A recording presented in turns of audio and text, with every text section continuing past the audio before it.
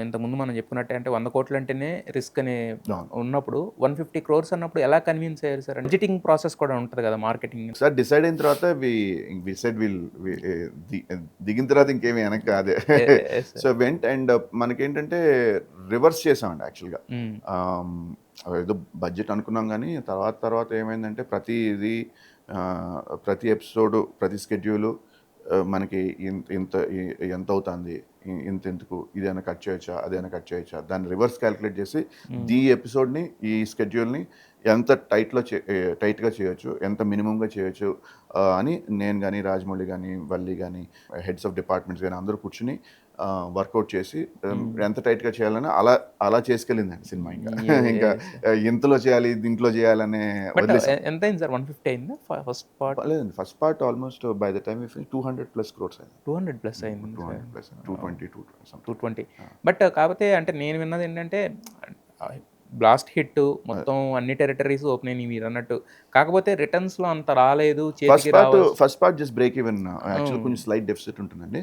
But also మేము first part shoot చేసినప్పుడు దీంట్లో సెకండ్ పార్ట్ సీన్స్ కూడా ఆల్మోస్ట్ 20% షూట్ చేశారు. షూట్ చేసాం. సో అది కూడా ఉంది కాబట్టి అవన్నీ చూసుకుంటే జస్ట్ బ్రేక్ ఈవెన్ అయినట్టు.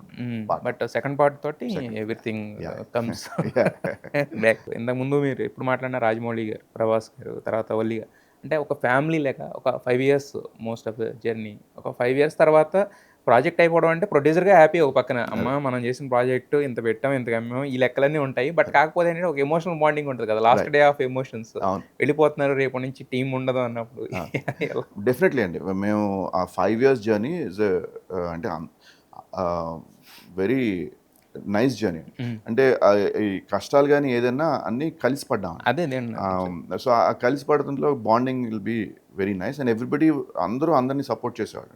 అండ్ మాకు పెద్ద టెంట్ ఉండేది ఎనీ షూటింగ్. ఆ టెంట్లోనే అన్నీ ఉండేవి, అక్కడే కూర్చుని డే అండ్ నైట్ అక్కడే డిస్కషన్స్ ఏదైనా అక్కడే జరిగేది. సో ఇట్ వాజ్ అందరూ అండ్ యాక్టర్స్ కానివ్వండి, టెక్నీషియన్స్ కానివ్వండి, రాజమౌళి కానీ, రమ గారు, వల్లి, కార్తికేయ, మా వాళ్ళు అందరూ it became like a whole very family. And అదేదో స్టాప్ అయిపోయిందనే ఫీలింగ్ రాలేదు. స్టాప్ ఉండదు కదా సార్. కానీ అంటే మనకంటే ఒక అసోసియేషన్ రోజు ఒక పనిలే అంటే 5 years కదా సార్. అది ఒక రోజు 2 రోజులు ఒక నెల సంవత్సరం అంటే అది ఓకే. 5 years అంటే అది ఒక మన జీవితంలో ఒక పార్ట్ లాగా అయిపోతుంది కదా. అవును.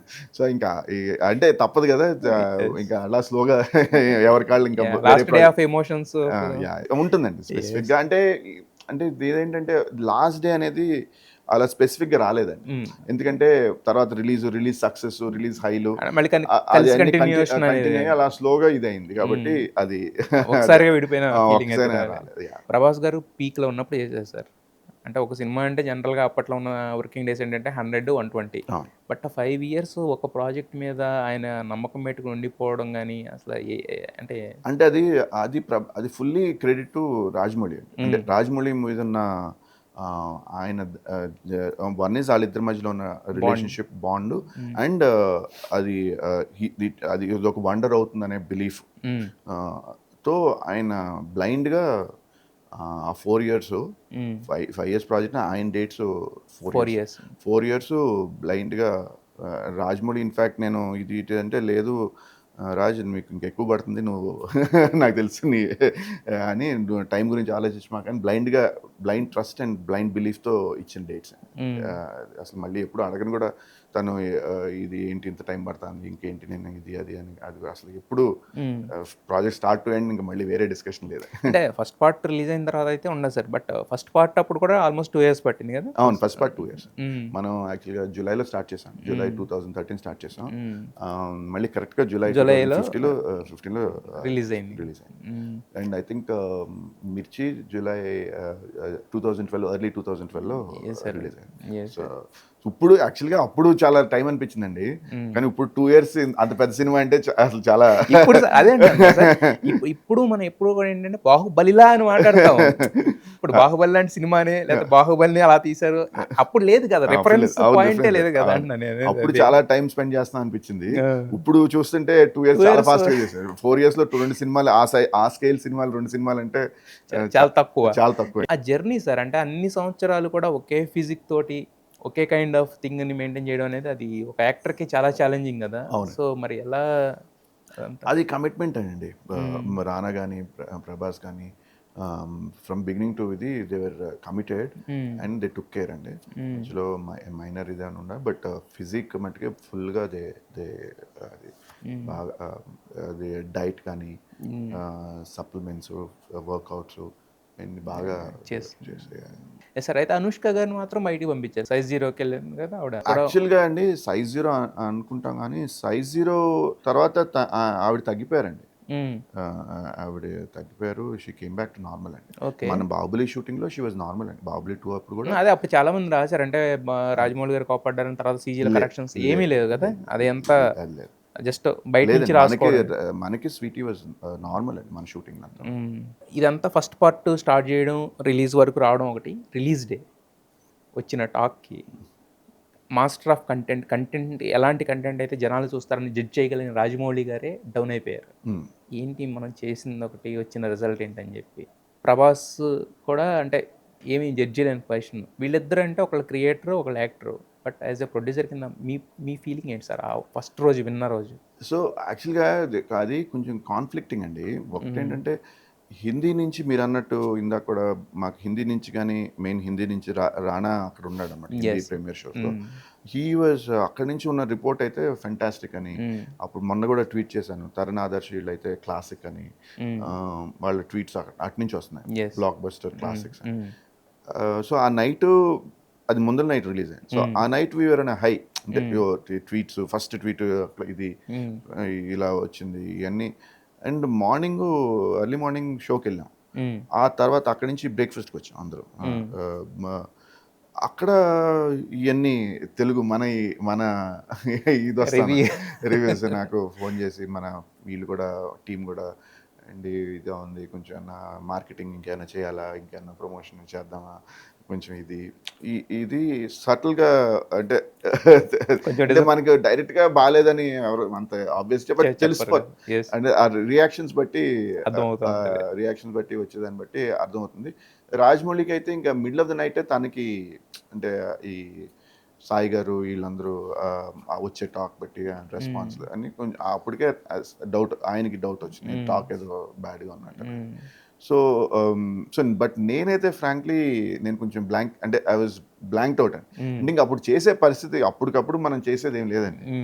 అప్పుడు ఇంక అది మనం నెక్స్ట్ తర్వాత 1 వీక్ తర్వాత 2 వీక్స్ తర్వాత దాన్ని ఏం చేయాలనేది ఆలోచించి అప్పటికప్పుడు. బట్ రాజమౌళి ఏంటంటే దీన్ని ఇప్పుడు తగ్గించి చేస్తే సెకండ్ పార్ట్ ఏమన్నా చేయొచ్చా, సేఫ్ అవుతుందా, ఎలా దాన్ని తగ్గించాలంటే ఏం చేయాలి, లేకపోతే ఇలాంటి ఆలోచనలోకి వెళ్ళాడు.